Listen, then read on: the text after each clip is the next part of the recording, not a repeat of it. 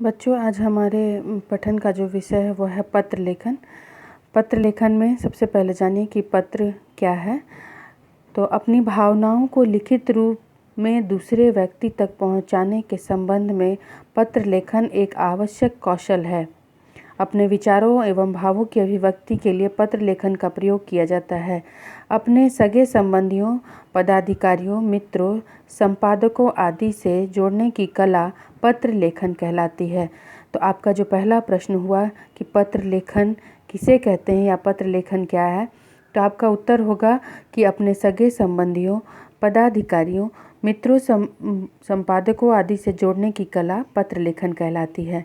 पत्र लेखन हमारे जीवन में का महत्वपूर्ण अंग है जो लोगों को समाज से जोड़कर रखती है। वे दो प्रकार के होते हैं, आपने नीचे की कक्षाओं में भी पढ़ा होगा, औपचारिक और अनौपचारिक पत्र। पत्र के अंग होते हैं। जो औपचारिक पत्र और अनौपचारिक पत्र हैं उनमें अंग होते हैं। औपचारिक पत्र सबसे पहले होता है शीर्षक या प्रारंभ। प्रथम पत्र में सर्वप्रथम शीर्षक के रूप में पत्र लिखने वाले का नाम व पता लिखा जाता है। तत्पश्चात पत्र लिखने की तिथि का उल्लेख किया जाता है। जहाँ भी जब आप पत्र लिखना प्रारंभ करते हैं तो सबसे पहले शीर्ष रूप में पत्र लिखने वाले का नाम, उसके बाद फिर तिथि का उल्लेख करना आवश्यक रहता है। यह सब पत्र के बाईं ओर सबसे ऊपर लिखा जाता है। जब आप पत्र लिखेंगे तो इस बात का ध्यान रखेंगे। इसके उपरांत होता है संबोधन का उल्लेख। पत्र में संबोधन का महत्वपूर्ण स्थान होता है। औपचारिक पत्र के अंतर्गत मान्यवर, महोदय आदि संबोधन शब्दों का प्रयोग किया जाता है तथा अनौपचारिक पत्र के अंतर्गत पूजनीय, स्नेहमयी, प्रिय आदि संबोधन शब्दों का प्रयोग किया जाता है। तीसरा है अभिवादन अथवा शिष्टाचार संबंधी संबंधों का उल्लेख। पत्र में संबोधन के अनुरूप ही संवादन या शिष्टाचार संबंधी शब्दों का प्रयोग किया जाता है। जैसे अनौपचारिक पत्रों में आप लिखते हैं प्रमाण, नमस्कार, सादर प्रणाम, चरण स्पर्श और छोटों के लिए शुभ आशीर्वाद, शुभाशीष, चिरंजीवी आदि। औपचारिक पत्रों में हम इसका प्रयोग नहीं करते हैं। उसके बाद हम विषय वस्तु पर आते हैं। विषय वस्तु में वह बहुत पत्र का सबसे मुख्य भाग होता है जिसमें हम अपने बातों को, औपचारिक पत्रों में अपनी बातों को रखते हैं तथा अनौपचारिक पत्रों में अपने भाव और विचारों को प्रकट करते हैं। और आखिरी होता है समाप्ति अथवा अंत। समाप्ति में अनौपचारिक पत्रों में हम आपका स्नेहाकांक्षी, आपका प्यारा, हितैषी, शुभाकांक्षी, इन शब्दों का प्रयोग करते हैं। तो औपचारिक पत्रों में हम भवदीया, प्रार्थी, आज्ञाकारी, जिस प्रकार का पत्र होता है, यदि वह पत्र प्रधानाचार्य के पास लिखा है तो हम प्रार्थी लिखते हैं, आज्ञाकारी लिखते हैं। यदि हम किसी कार्यालय में भेज रहे हैं, संपादक के पास भेज रहे हैं या संपादक के पास निवेदन कर रहे हैं, तब हम भवदीय या प्रार्थी लिखते हैं।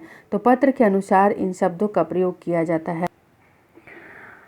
औपचारिक व अनौपचारिक पत्र में लिखने के लिए ध्यान देने योग्य क्या बातें हैं, वह है कि पत्र लिखते समय लिखने वाले तथा पत्र प्राप्त करने वाले का नाम व पता दिनांक के साथ लिखा जाना चाहिए।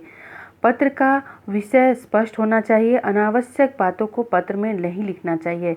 पत्र लिखते समय क्रमबद्धता का विशेष ध्यान दिया जाना चाहिए। क्रमबद्ध जैसे मैंने ऊपर बताया कि पहले शीर्षक, उसके बाद भेजने वाले का पता, नाम, फिर विषय वस्तु, फिर समाप्ति, ये क्रमबद्ध होने चाहिए। इसके बाद है पत्र का आकार संक्षिप्त होना चाहिए तथा विषय के अनुकूल होना चाहिए। कम शब्दों में अधिक बात कहने की कोशिश करनी चाहिए। पत्र की भाषा सरल, सामान्य, मधुर और आदर सूचक एवं शुद्ध होनी चाहिए। पत्र अधूरा नहीं होना चाहिए। पत्र को इस प्रकार समाप्त किया जाना चाहिए कि पत्र का संदेश स्पष्ट हो सके।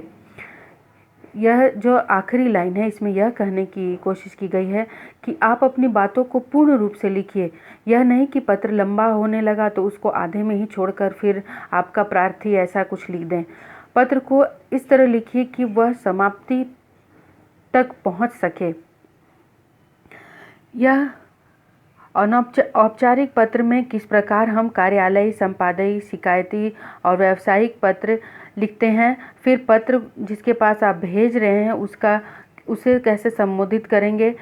संबोधन यहाँ दिया हुआ है, भेजने वाले का पता यहाँ दिया हुआ है। क्योंकि हम अभिवादन नहीं करते हैं औपचारिक पत्रों में, इसलिए यहाँ डैश है। और अभिवेदन का अर्थ है लास्ट में, पत्र के अंत में जो आप लिखते हैं, भवदीय, प्रार्थी, इन सब शब्दों का प्रयोग करते हैं। औपचारिक पत्र में यह 5 प्रकार के पत्र आते हैं।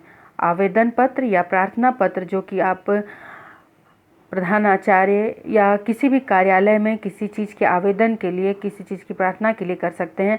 फिर है कार्यालयी पत्र, जो संपादक आदि को लिखा जाता है या एक कार्यालय से दूसरे कार्यालय में भेजा जाता है।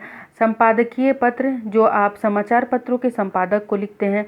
फिर है शिकायती पत्र, जो बिजली, पानी आदि की असुविधा और सड़कों आदि की असुविधा के कारण जो हम शिकायती पत्र लिखते हैं। और व्यावसायिक पत्र, जो व्यवसाय से संबंधित हो, जैसे बैंक, पुस्तक विक्रेता आदि को पत्र लिखना। और यह है औपचारिक पत्र। और औपचारिक पत्र में के संबोधन, अभिवेदन और अभिवादन इस प्रकार होते हैं।